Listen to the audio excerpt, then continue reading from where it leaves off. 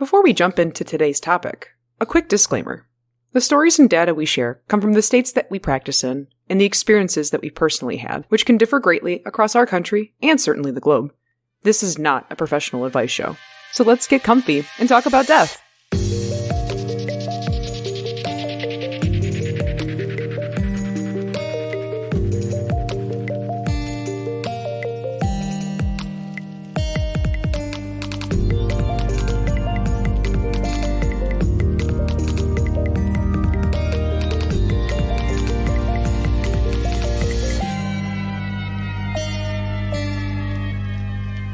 Hello and welcome to Mort Mike, a down-to-earth discussion on death and dying. I'm Brandy. I'm Sierra. And I'm Red, and we're your tinfoil theorists this week. Death isn't always so simple and clean like that Utada Hikaru song would suggest. Sometimes the truth gets occluded by time, anomalies, and those who wish to keep things hush-hush. Get ready to go full Ancient Aliens meme guy, because on today's episode, we're going to don our kooky tinfoil caps, pull back the veil, and delve into a few real-life stories where death conjoins with conspiracy. What have you guys armchair detective researched for me today? Hey, buckle in, because mine's a little bit popular, and I'm sure everybody's already heard of Princess Diana. I was going to say, if there's one thing it was very prominent in the media. A little bit before my time. Not by a lot of years. I promise I'm not, super young and whatever. But kind of my goal here is to just kind of do a surface level dive for us today on kind of the conspiracies that surround her death, and what kind of preluded to it. So if you guys are ready, you guys prepared, excited, put those little royal crowns on, I guess. Or take them off. I'm ready for the Princess Di dive. Let's go in on it. Basically, so as we all know, member of the British royal family. She was wife of the now King Charles III, mother of both princes, William and Harry. She was a huge activist, glamour icon, super popular. But she was also one of the first royal family within the the more prominent media years that actually had her kind of marriage difficulties publicized. And within a couple years of being married and having kids, her whole entire marriage did end in divorce. Okay. Huge scandal. Everybody was a little bit upset. People were like, oh my God. But of course they supported her because she was great. She was super good at all things, everything. It flooded the tabloids, everybody was in on it. People were making things up left and right. Why did she do this? What did he do? Blah, blah, blah, blah, blah. And then kind of the kicker here, and what I'm going to be mostly focusing on, is within a year of their divorce, she was in a very tragic car accident where she just died. Which is a little bit weird to believe. Sus, but okay. A little bit sus, right? How are you going to be one of the royal families surrounded by security at all points in your life? And, oh no, you got behind the wheel and your security just happens to be intoxicated. Seems a little weird, right? Very weird. So when it originally first happened, there was it was mostly tragedy. Everybody was like, oh my gosh, this is horrible. I can't believe this is happening. At the time, she was actually dating Dadi Fayed. He was the son of the owner of the Ritz out in France, okay? Mm-hmm. Big, huge thing, whatever. It was a little bit of a scandal that they were dating, but it wasn't anything crazy, just because he was Muslim and she was still representing, quote unquote, the royal family. He also passed away in the car accident with her, okay? And within a couple of months afterwards, his father, who owned the Ritz, Mohammed Al-Fayed, actually pushed a lot of these conspiracy theories to the press. He was upset that his son passed away, that his son was, hopefully on his way to marrying Princess Diana, right? And he made a lot of claims, a lot of statements, which, were proven false. And I say proven, with little air quotes, because should we trust everybody who came forward and said that, this wasn't true? Probably. But today we're wrapped in tinfoil and we're going to question it, baby. Yes, we are. So one of his the biggest things that kind of led to like these conspiracies starting, I'll get kind of more into like the details of what actually happened as we're going through this, but his father came forward to the tabloids and basically stated that like they were executed, that it was like a whole entire thing that was planned by like the actual like British government, and everything was like staged. Like this was not something that should have happened, and the reason why it happened was because they were supposedly supposed to be getting engaged, and they had a huge announcement the Monday after that weekend. And you know, he was like, yeah, like he was gonna propose to her because we just found out she was pregnant, which, you know, not being married and then all of a sudden having a kid is a little bit of a scandal for him. Yeah, I'd say. Right? Oof. Little sus, but, you know, it's not the craziest thing that could happen. So basically, you know, he makes all these claims and everything. He tries to provide evidence that, like, look, this is the ring. This is, like, the proof that my son was going to propose to her, like, to her. This is it is. Look, they were already looking into these houses. They already had this, like, whole entire plan for like a baby room. Like you can ask the guy that they went and looked at houses with that they were looking for an extra room for a kid, you know, like those kind of things. And he was making these claims. And of course, because she was such a prominent media figure, everybody decides to investigate it. Okay.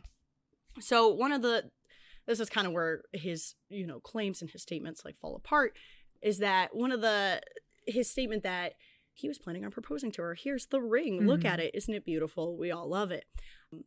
He actually was the one that bought the ring, and he had bought it after the accident. And this was a whole ordeal of like, they were pulling like security cameras. They were pulling like the people that actually worked at the jewelers that he claimed that his son went to, like all of these like steps, you know, to try and like prove that Dottie actually had gone in and been like, this is my plan, is to buy this ring and marry her.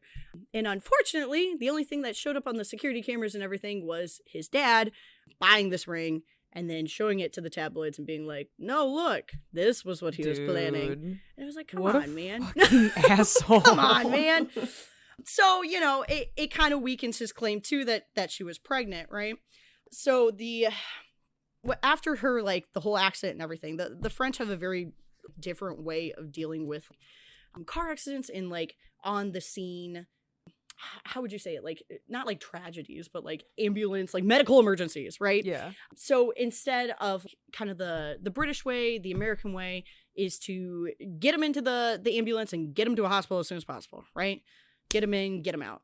The French try to treat on scene. Like they try to take care of the problem as well as they can to get you stable and then get you to the hospital instead of like trying to do it like on the move. And there was a whole bunch of backlash for it. They were like, if you would have taken her to the hospital, like she would have lived and blah, blah, blah, blah, blah. But she unfortunately did not make it there and she died. Very sad. Mm-hmm. And so once she, you know, made it to the hospital, she was like immediately like embalmed and everything was kind of like, they're like, man, we don't want her to like deteriorate or anything, as they say. Mohammed, you know, the dad was like, you guys did that to hide the evidence that she was pregnant. Which, okay, buddy. Right. You know? So, of course, they were like, well, we didn't. And the person, the French, you know, doctor that actually did, like, the autopsy and everything, like, came forward a couple of years later and was like, hey, there wasn't anything in there. Like, I know this, you know? So well, yeah, because that would definitely have been on, like, the medical findings. They would have, if they did an autopsy, they absolutely would have checked for that. And like, don't know about the French death certificates because they got to have their own version of it, but all of our death certificates, every state that I've worked for has a section that says if female of this age was pregnant within the last year, it has to be a box that's checked off by medical professionals. So yeah, and they ran the blood test and everything to see if the like HCG hormone, which is like the one that's associated with like pregnancy and contraception and everything, was like present. And it wasn't at all. So like not only so not only was she not pregnant, but she also was not on birth control, which, you know, fun little tidbit, good for her. But so all of his claims kept like falling apart, but he kept pushing them. And this man had the money to do so, you know? So he's doing like interviews on tabloids and people are eating it up and they're like, oh my gosh, like, you know, they wanted to hide this. And the only reason why like all these medical professionals are saying that like she wasn't pregnant and that, you know, they're faking the film on the cameras because it's the royal family. You know what I mean? And don't get me wrong, they're pretty shady. They've done some shady stuff. For sure. Oh, yes. Maybe nearly as shady as the Clintons, but I don't know if we're there yet. I'm just kidding. They're definitely past them. But all these people are like eating all of it up, right? Out of the tabloids, out of the media. TV's finally like kicking off. This is like 1997, so it's like peak level entertainment, okay? Mm-hmm. Which kind of brings me to the part that is actually sus. Because like, you know, this part a little bit sus that he died and she died in the accident and the driver didn't die and like whatever. And you're trying to find reasons for why it might have happened. But the actual incident itself was a little bit weird. So the man that was the driver was actually hired by Mohammed, the dad, to be their security agent and everything. Okay. Okay. And yeah, I know. Woo! And that night at the incident, they did like a blood test, I guess, for him actually, and he tested 3 times the legal limit for alcohol. Hey, yo. But looking at all the security cameras and everything, his interactions with everybody he had talked to that night, everybody thought that he was extremely sober. Mm-hmm. So it's a little impressive, and I like having a few drinks. I don't know if you guys know that. It's a little impressive to go from claiming to be sober to 3 times the legal limit and still acting sober. Right. It'd be pretty impressive, right? Even the best alcoholic would have difficulties. Like somebody's got to be slurring something, right?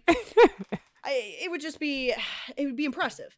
It would be. So after that, you know, there's this whole ordeal of like, why did this guy do it? Why did he get behind the wheel? Blah, blah, blah, blah, blah. And then after the wreck, you know, they actually like take the time to kind of go through everything. This all happens in a tunnel, by the way. So not only are they like just on their way, they're on the road. It's a public road. Obviously, like the press and everybody knows who they are. They know what the car looks like. They're not inconspicuous. Right. Within this stretch of like getting to where they're going, they go in a tunnel, and inside the tunnel is where this accident happens. Mm-hmm. After kind of like taking a step back and looking through everything and being like, you know, how did this happen? Minus the fact that this dude was like sloshed, they realized that like another car had been involved, that there's like a scrape of paint on the side of like the Mercedes that had to have come from a different car. And they like trace it back, and it like the chemical composition of the paint comes from like a Fiat Uno, which like Fiats are kind of small. I feel like that'd be kind of impressive, little, right? little fellas. Yeah. But apparently, you know, another car was involved in the incident. But nobody saw the other car. Nobody saw a car that was scraped up. The car never stopped. Nobody saw it entering the tunnel. And then, of course, once people, like, you know, the police are, like, asking around. They're like, hey, we're trying to find this other car. Then they're flooded with all these people that are like, oh, yeah, I saw him. I saw him in the tunnel, man. Or like, oh, I saw him leaving the tunnel. And you know who it was? It was a photographer. You know, and people are making all these crazy claims. And Sure. Our amazing father, who just is, you know, trying to sink his way into anything to justify, like, the death of his, like, you know, son, is like, I bet it is the photographer guy. It's the paparazzi.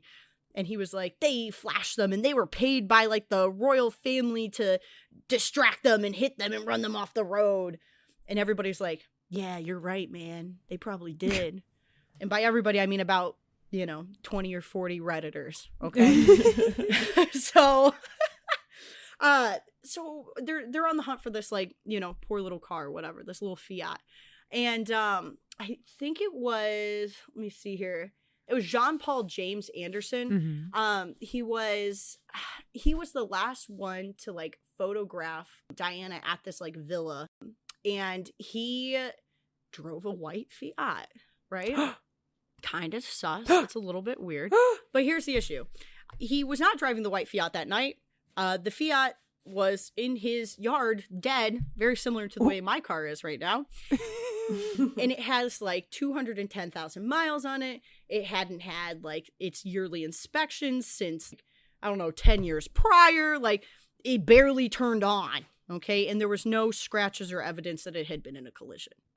Okay. That more sounds like somebody had driven past this photographer's house, saw it in the yard, and was like, oh, that'll be the story. That's we'll him! Just say you know, Yeah. like, but had no clue the car wasn't working. Like, come on. Right, exactly. And they were like, but we know that he's part of the paparazzi, you know? Mm-hmm. And so, you know, they make these claims, and this poor guy, I do actually feel pretty bad for him, because, you know, people, they didn't super look into the fact that, like, the car didn't run or anything along those lines.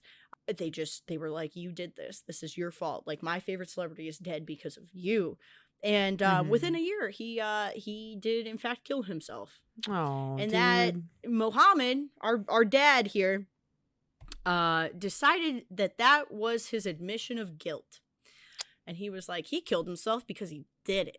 And he was like, and I know somebody paid him, and I bet you it's the British government. Nobody knows that. Nobody knows if that's true or not. And more than likely, it definitely wasn't. You know what I mean? Mm. The royal family even was like, bro, please don't do this. Like, we're in mourning. We liked her. Like, we're huge fans of, like, some of the things that she did.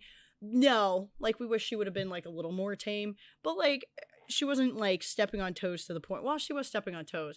But she wasn't, like, you know, assassination level, you know, we're gonna execute her. Right, exactly. A lot of people think that she was, and we respect that. But you can hear the crinkling of the tin hat, too, at the same time, you know? I just, like, what is the motive for this father and his nonsense? Because, like, all he has to gain, because obviously by what he's saying is, like, by trying to pin it on the royal family, you're not gonna get any financial gain from the royal family. Right. So are you just doing it for the publicity? Like, you just want the attention? But, like, I don't get it. I really don't understand what his motive could be for being such a wet wingnut.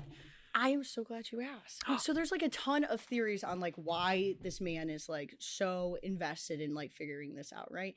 And not even figuring it out because, like, obviously there has to be ulterior motives if you're making shit up and being like, yeah, my son was just buying a ring because he's gonna marry her, and then you go out and buy the ring, right? Mm-hmm.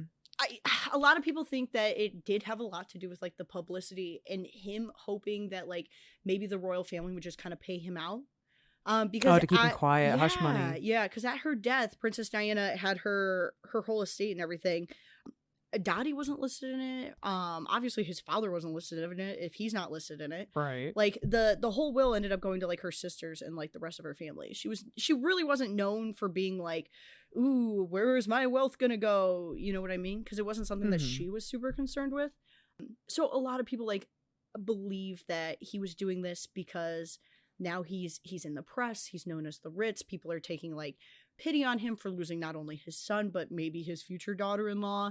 People are, like, backing him up on this. And then there's, like, a whole nother side to the coin where people are like, he's expecting the royal family to pay him hush money. Mm-hmm. And, like, what is he going to gain from that? You know what I mean? Right.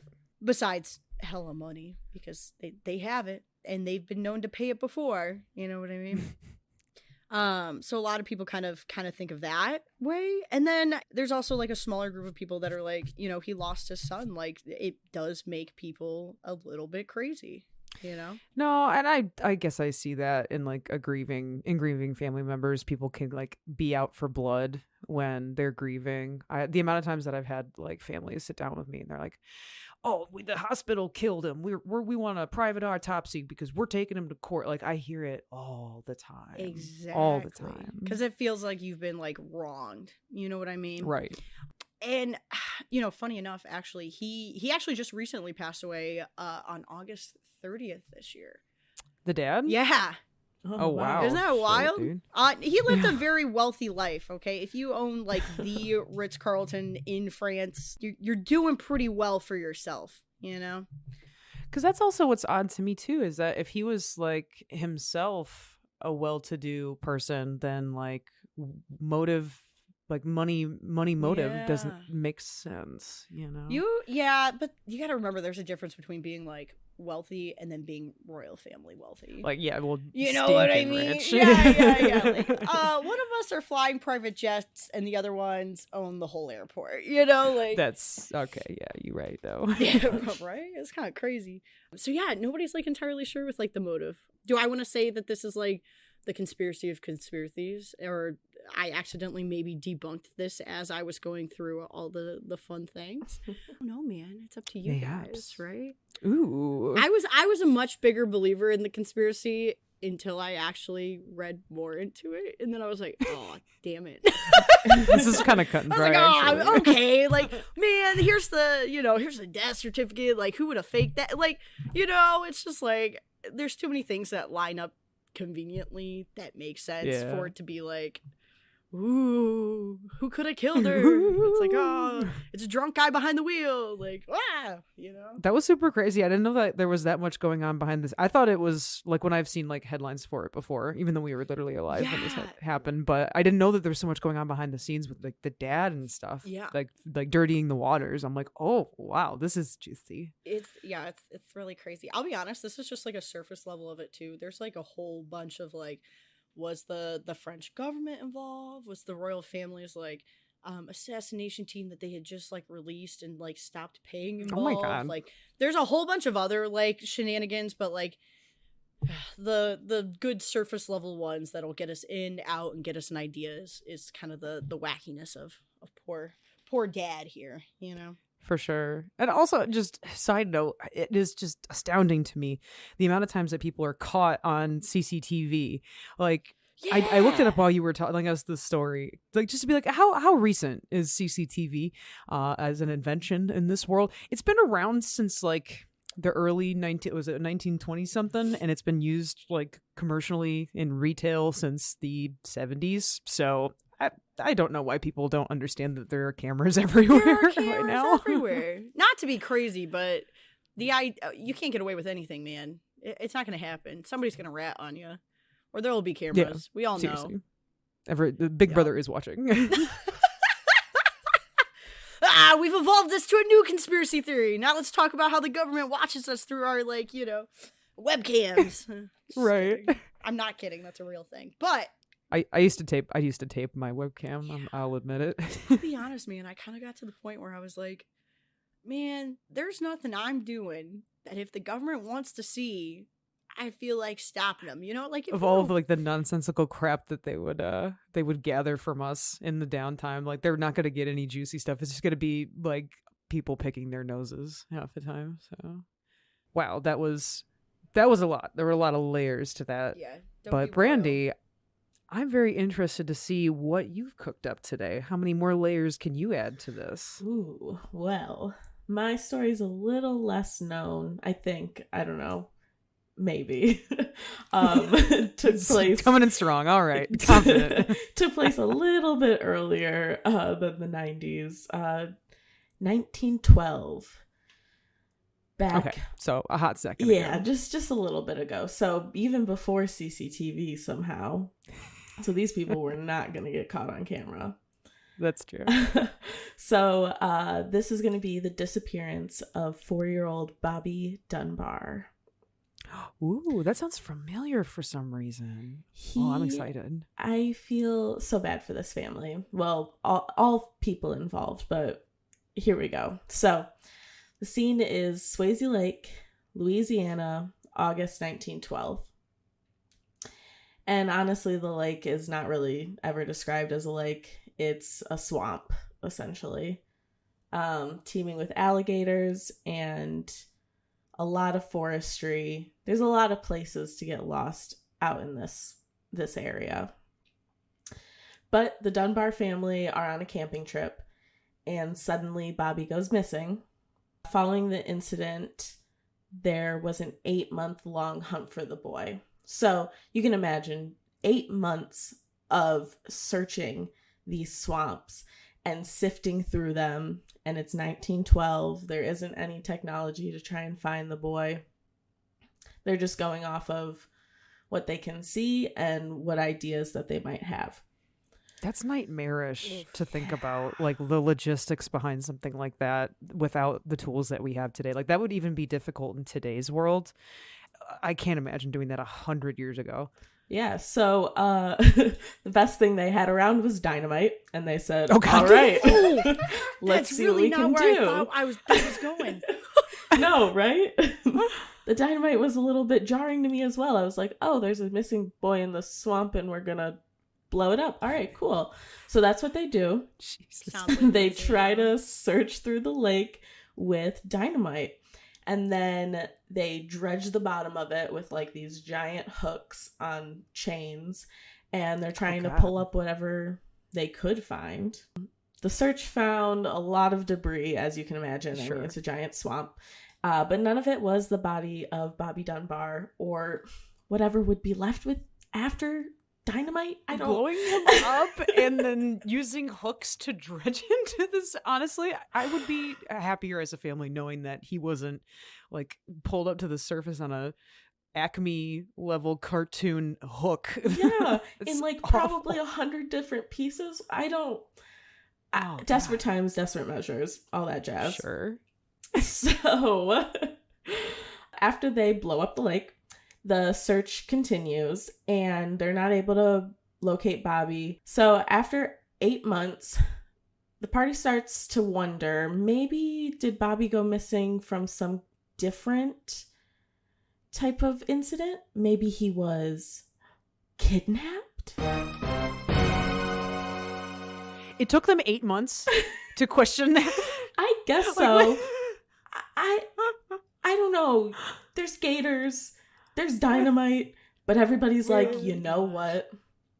We were out by the swamp lake, by our lonesome with our family. Boy was kidnapped. Absolutely, boy was kidnapped. So, Goddamn, 8 months. after 8 months, a man named William Walters was found in Mississippi with a boy matching Bobby's description. So, mind you, Bobby is 4. It's been 8 months. That's nearly a year. He's probably 5 or almost 5. And this boy matches his description. Kids change a lot over time. Sure. And Especially in the young years. yeah, and so how could you even know? But that's, besides the point. So William is arrested. And they take him to jail and they say, you're going to jail for suspicion of kidnapping. And they notify the Dunbar family that Bobby has been found. That's really the way the police worked then. You find a boy with one person and Close enough. you give him to the other person. Here's your boy. I guess that's what we do with our children then. So finally, after they're reunited, there's a little bit of a difference in opinion of what happens. Some people say that Mrs. Dunbar was incredibly elated to see the boy, went up and hugged him and knew right away that that was her boy. But then there's other reports that she didn't recognize him right away, but kind of like eventually said, yeah, that's my son. And these conflicting reports kind of end once, again, I don't know why the police worked like this in 1912, 1913, but they're like, you know what? You should bathe the boy. Sir. And then you'll know if he is your son. And she's like, you know what? That makes sense. I'll bathe this child that I'm not sure is my son. And then I see him and I'm like, yeah, that's my son. And that concludes it. They're like, okay, hook, line, sinker. That's it. So I don't know what you guys think about that, but I have many thoughts. yeah, that was just not Oh, that's a lot. not my favorite thing to hear. But I was like, all right, well, if that's how we're rolling, that's how we're rolling. So Jesus. William starts to make a claim for himself that he was caretaking the boy and that this boy isn't Bobby at all. This is actually a boy named Charles Bruce Anderson. And he was the son of one of William's parents' caretaker. So Julia Anderson is that person, that caretaker. And William just had the boy out on a trip of some sort that the mother had consented to. Julia had said that William could travel with the boy. But she also noted that she only said that William could take the boy for a couple days, but he was gone longer than that. What is with old-timey people and just blatant disregard for children? Yeah, and just like random children that aren't actually related to you. He's the caretaker of your parents' son? Like, why? Okay. And like when I say, he was supposed to be gone for a few days and was gone longer, almost a year. He was gone almost a year. That's a long time to be well, I'm just going to take the boy. Helicopter parents of today would be freaking out if they couldn't talk to their kid after an hour. Literally. Bro. I couldn't believe that. So I was like, all right, well, we're all just kind of like letting our kids run around, be free, be wild. Let's do it.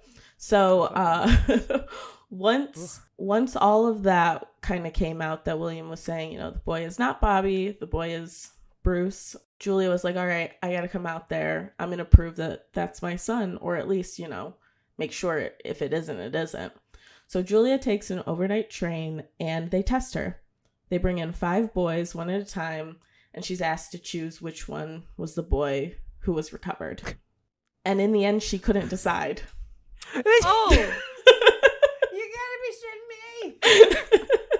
Oh my god, Parenting Award of the Year! I know. Can you believe that? She was like, yeah, I can't really decide. So then after a night's rest and begging for a second chance, she was allowed to come in and evaluate the boy again. So she had chosen the boy that she thought was her son out of those 5 boys and was like, let me evaluate him. I think that that's him. That's what they do. They bring her in. They let her evaluate the boy again.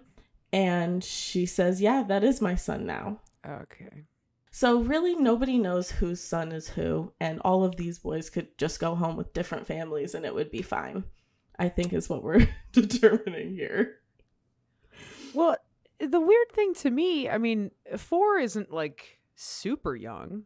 That's comprehending and speaking English at that point. Yeah. So could the kid not speak up and be like, dude, that's not my mom, man? That's I don't know. That's so weird. There's no reports of him really ever kind of realizing. At one point, in those conflicting reports, it had said that he yelled mommy and ran up to Mrs. Dunbar and said, that was his mom. But then he kind of shied away from her. Or, there's just a lot of conflicting incidents. I think that newspapers just reported whatever they wanted at that time. Sure. So nobody has a clear answer of if the boy ever really said he was Bruce or Bobby or if he remembered. He was gone for 8 months. And even Bruce was gone for a long time from his family. They're probably confused, I guess. I guess it speaks to the time period too. It probably didn't matter which family they ended up with because God, we're going to send you off with Uncle Billy. He's going to take you on a year-long trip. See, I hope you don't get some type of illness and trench foot and die. Literally. Okay. So this is other really time. matter. Yeah, they were just Dysentery sending all over kids again. away. Yeah. Ugh. This was Louisiana, right? This is Louisiana. Yeah. Yep. That sounds like Louisiana. So, out there. well, it is the swamps. Swamps. So you can imagine that after finally realizing that Bruce was her son, she gets pretty emotional and she starts trying to come up with legal action. What can she do to try and get her boy back? They're determined that this is Bobby, not Bruce. And so what does she do? She's a single working class mom. She hadn't seen her son for 8 months. So they're using that against her. Why did she just let this man take her son? She's, not able to afford any attorney. And eventually she has to give up. Damn. She's not able to get Bruce back. And the Dunbars believe through and through that Bobby is Bobby. And that's how he's raised. He's Bobby Dunbar. Dude, that's super crazy. What would happen if all of a sudden, Bobby was found and then, that's just, I don't know. This is just insane to me. Well, and then the truth is out there, but, there's something obfuscating it, obviously. Yeah, there are so many questions left unanswered. And Julia has to go home and live with the fact that her son wasn't just kidnapped once. He was kidnapped twice. Right in front of her. Oh my God, that's insane. There come the questions, what happened to Bruce? if that boy was Bobby. What happened to Bobby if that boy was Bruce? There have been some answers, at least to the fact whether or not it was Bobby. It was not. Yo. In the early 2000s, Bobby, in quotations, so Bruce Probably's oldest son did a DNA test, and that proved that he was not related to Bobby's brother, Alonzo. Yo, that's, I mean, the good thing is the people that this affected the most are dead and won't know this, but like, oh, what a slap that would have been. Oh, God. They literally lost their child, and they were like, you know what? We're taking this one. Well, so the Dunbars had some money. They were able to have their own lawyers that were able to make a case that Julia wasn't even a good mom. She just let her son go with some random man. Like, that's crazy to me. Yeah. But she did kind of just, it's been a year, right? Yeah, just to play devil's advocate, not to actually condone this, but but also, like, if you knew, like, by any chance of a doubt, like, that wasn't your son, I wouldn't want to go through the rigmarole of, like, even if I had the money to hire all these lawyers and stuff and steal somebody else's kid, like, that's not my kid. Yeah, I don't know. Moms go crazy, man. Well, I thought that this was interesting, kind of coming off of our episode about disenfranchised grief, because this is kind of like a big story of it. Oh, yeah. The Dunbars feel robbed because they don't know what happened to their son. Anything could have happened out there, and they start clinging to all these ideas. And then the story was in the news all over the place. And so, of course, people start stirring up those controversies, just like the story that Sierra told. As soon as it gets to the public, people blow it up, and you want to think these crazy things. Yeah, the boy was probably kidnapped, and there's this boy in Mississippi that looks just like him. It's got to be him. And then there's a mother who can't afford a lawyer, and she's a single mom just trying to make it happen, and her son was kidnapped, and then he was kidnapped again, and who knows if it even was her son. God. So it's just a horrible onion, the most disgusting onion. Awful. So many layers. Awful. So many layers. Yeah. Oh, dude. I couldn't imagine what that would be like living in that type of situation. Like, I know this is like a long time ago, but what a horrible, horrible thing to happen to a bunch of people. Like, a bunch of people. Yeah, it affected communities for sure. Yeah, like that's a good point. Like, it's communities, it's community wide, because like that definitely affected like how people saw the legal system and like law enforcement, and like the people that probably knew a little bit more. It's like, yeah, like they probably saw through it and saw like, oh, this lady's just got money, so if you have money you can just steal whatever you want. Like, so many layers. Other people's kids. Yeah, holy crap. That's super crazy. Yeah, so that is the story of Bobby Dunbar. I think he was definitely eaten by a gator. Oh, I mean, yeah, probably. I mean, that checks it's out. not unfair. It's not unfair. That's the thing. Well, if you're like a 4-year-old, you know what I mean? Like, you're kind of gator bite sized. You know what I mean? Yeah. Oh, yeah. Super easy to death roll a child. Yeah. Easy. I've done it. Very simple. Oh, no. 10 seconds. So flat. easy. 10 seconds. Oh, no. So wait. So like, as he got older though, obviously we were able to get like a blood sample from the rest of his family, but like I still have memories from when I was like younger. Like, was he interviewed as an adult at all? Yeah, he was. So when he was 24, he was asked to recount on his kidnapping. And one of the only memories that he has was there was another boy on the road with them. And he remembered being with William, and he remembers that time. But at some point, that boy had died and been buried during their travels. What? I feel like that adds a layer to it too. Like, Now so there's a what if they're just child. collecting boys that look the same? maybe he had a type and he was going around making a So collection fucked up. like a creepy little fucker. Spooky. Also, old timey. How in the hell did we found this boy based on hear tell from the city yonder, many hours away. We just knew that had to be the boy. See, he has hair and a face, and that was in the description. Yeah. Like, there's no fucking way. And he's That's- the right age. It's him. That's the That's 1912 just for you. crazy. Oh my god. Wow. Oof. Dude, this story is insane, and I knew it sounded familiar for a reason. So there's a movie called, God, what is it? Changeling.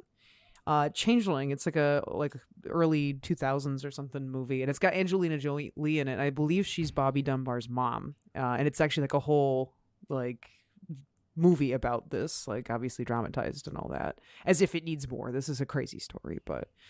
Yeah, that's why it sounded familiar. If I remember correctly, that movie was awesome. Angelina Jolie does is just fucking chef's kiss to the world, you know? Yes, ma'am. I Oh, can't yes, ma'am. believe I haven't heard of that movie. That's so funny. No, I highly recommend watching it. have to See, I watch had to it. look it up while you were telling us the story because I'm like, oh my God, I'm telling you, this sounds so freaking familiar. And I remembered Angelina Jolie's beautiful, shining face, and then it all came together. I love her. Oh my gosh, you guys really knocked it out of the park this week on researching. These are crazy. These stories are absolutely crazy. I'm loving it. I had so much fun researching it. Yeah, these are hype. I love it. I love like conspiracy theory fun things like this too. Especially when you're forced to research them and then you go, oh, wait a minute. Uh-oh. Uh-oh. Maybe it wasn't the royal government. Maybe it was just somebody stealing children, you know, like, oh. We gotta do a JFK episode, dude. What if his head just did that? What if it just did that? What if his head just did that? You know? Oh my God. We have heard some very interesting cases today, and this has only scratched the surface. There are details we did not have time for, and of course, a menagerie of topics we had to forego. So it just goes to show there can be a whole iceberg under the surface. So if you weren't already paranoid, it might be time to start. Keep a watchful eye out, my friends, because the truth is definitely out there. But that's going to be it this week on Mort Mike. Connect with us on our socials at Facebook and YouTube at Mort Mike Podcast. If you have any suggestions on topics you'd like to hear about or burning questions you have about death, shoot us an email at mortmikepodcast@gmail.com. A huge thanks to Joey, our dedicated studio gopher, Marson Music for our theme, Deputies of Death, and Macklin Legan for our custom icons and banners. Be sure to tune in the first Thursday of every month for more casual discussions on death. Thank you so much for listening. This has been Mort Mike. Bye. Do. That was more the Doctor Who theme. I was going for X-Files. That was very, very Who of you.